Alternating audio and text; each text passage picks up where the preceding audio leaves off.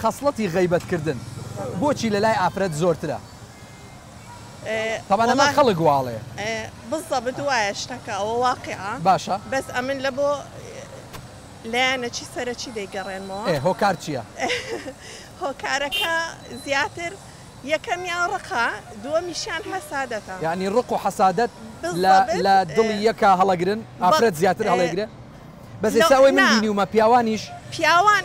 تووشی ئەو بەڵایە بوونە بەجددی پیاوان جاران وانە بوون بەس ئێستا باشە بۆ جاران وانە بوون تۆ بڵێ وەک ڤایرۆس نەقڵ بوو بێ لەوانەیە کاریگەری ئافرەتەکان لەسەر پیاوەکان ئاوا بۆ نمونە ئەمن لەسەر باشە بوو ئەڵێن ئافرەت کاریگەری نییە لە کوردستانە و مافینی ئەسڵەن وانە ئەوەندەی ئافرەت کاریگەری لەسەر پیاو هەیە لەوانەیە تەنانەت لە غەیبەتکردنەکەش لە غەیبەتکردنەکەش عەجیب بالضبط چارەسەر چییە بەڕای جەنابەت؟ وەڵاهی خۆی ئەوە حکمە شەرعیەکەی هەر هەمومان دەزانین غەیبەت حرامە بەس ئەوەیە خودی خۆمان قەنەعەت بە خۆمان ناکەین یعنی ئەو لایەنەی لە مێشتی خۆمان يعني حەزبی کەین و تەرچیکەین قەنەعەت بە خۆمان ناکەین